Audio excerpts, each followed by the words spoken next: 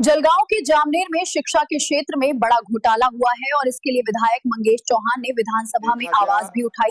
उनकी मांग है कि इस कांड पर जल्द से जल्द कार्यवाही हो, एसआईटी स्थापित हो और दोषियों को सजा मिले।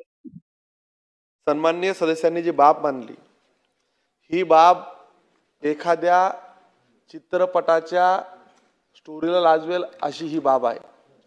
म्हणजे एखाद्या संस्थेने अशा प्रकारची कागद तयार केली आहेत, फक्त सन्माननीय मंत्र्याचा शासनाचा निर्णयच फक्त त्यांनी सहीचा बनवला नाही, तिथं माहिती घेतली असता असं लक्षात आलं त्यांनी सर्वच म्हणजे नगरपालिकेचे शिक्के त्यांच्याकडे, टाउन प्लॅनिंगचे शिक्के त्यांच्याकडे, तिथं जे तुम्हाला शिक्के लागतील तलाट्याचा शिक्का लागला त्यांनीच बनवायचा।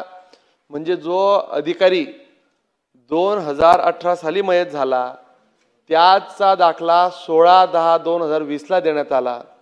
म्हणजे ही बाब सन्माननीय मंत्र्यांनी जसं सांगितलं की यांची प्रवेश प्रक्रिया थांबूच सांगतोच ना, पण ही बाब एवढ्यावर थांबून चालणार नाही साहेब। राज्यामध्ये हे जे असे रॅकेट चालू झालेत म्हणजे शासनाची यांना आता कुठली गरज नाही। आपण इकडे मोठमोठे नियम तयार करतो, मोठमोठ्या गोष्टी सांगतो, आम्ही पोरांचं उज्ज्वल भविष्य घडवू अशा पद्धतीने आपण सगळं मांडतो, परंतु ह्या ज्या काही संस्था आहेत ह्या संस्था हे एक सिंडिकेट चालवत आहे। माझं या आपल्या माध्यमातून एक मागणी आहे, खरं तर ही संघटित गुन्हेगारीचा एक हा मोठा प्रकार आहे। तुम्ही अशा प्रकारे जी कागद बनवली आहेत, लाखो रुपयाचं तुम्ही उत्पन्न कमवलंय, ठीक आहे, उद्या तुम्ही आता त्यांना ह्या कॉलेजच्या परवानग्या थांबवाल, परंतु त्यांनी मागील काळामध्ये जे पैसे कमवलेत, अगदी तुम्हाला सांगायचं म्हटलं तर आदिवासी मुलांच्या माध्यमातून त्यांनी 288 प्रवेश दाखवले, खोटे प्रवेश दाखवलेत आणि तिथं पीडी यावल यांनी ज्यावेळेस व्हिजिट दिली 70च मुलं तिथं होती। 288 आदिवासी मुलांचं एक प्रकारे यांनी शोषणच केलं आहे। माझी आपल्या माध्यमातून मागणी आहे की राज्यात एक उदाहरण सेट झालं पाहिजे।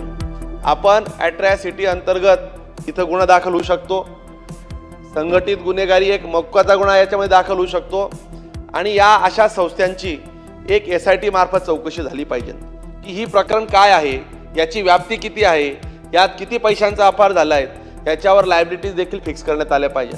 अध्यक्ष महोदय, हा प्रकार नुसता एवढ्या पुरताच नाहीये की आपण हे जर आता थांबवलं, आपण त्यांना आयुर्वेदिक, होमिओपॅथिक आणि फिजिओथेरपीची परवानगी दिली, यांची दुकानं थांबणार नाहीत।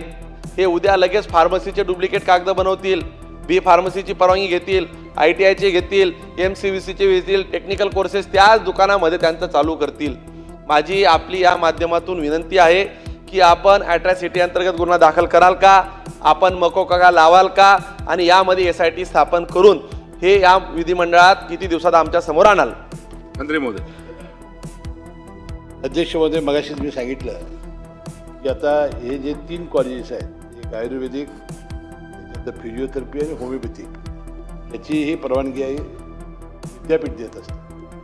आता सन्मानित सदस्यांनी ज्या भावना व्यक्त केल्या की हे रॅकेट राज्यभर आहे, त्याची तर युनिव्हर्सिटीला आम्ही तपासणी करायला लावूच, कारण त्यांची ती जबाबदारी आहे। त्याशिवाय आमचे आयुक्त वैद्यकीय शिक्षण संचालक यांनाही याबाबत असे जे कॉलेजेस आहेत किंवा असे रॅकेट चालू जातात त्याची ताबडतोबीने शहनिशी करण्याचे आदेश देण्यात येतील। आणि ह्यामध्ये जे म्हणजे हे तर आता ऐकून आणि जामनेरला घडते म्हणतात मला फार आश्चर्य वाटलं। गंभीर आहे मंत्री महोदय, गंभीर आहे। याच्यामध्ये शासनाचं अनुदान आणि विद्यार्थ्यांसोबत सुद्धा विद्यार्थ्यांचं वाटोळच आहे। तर त्याला ताबडतोब प्रवेश प्रक्रिया आता ताबडतोब का बंद केली की पुढे विद्यार्थी म्हणून आता नाही, ताबडतोब आम्ही शासनामार्फत करूच, आमच्या मार्फत युनिव्हर्सिटीला तात्काळ आजच्या आज कळवण्यात येईल। 8 दिवसाच्या आत ही जर वस्तू असेल तर त्याला फौजदारी दाखल होईल आणि कायद्याप्रमाणे त्याला मकोका लावणं किंवा काय करणं ते पोलीस काम करतील।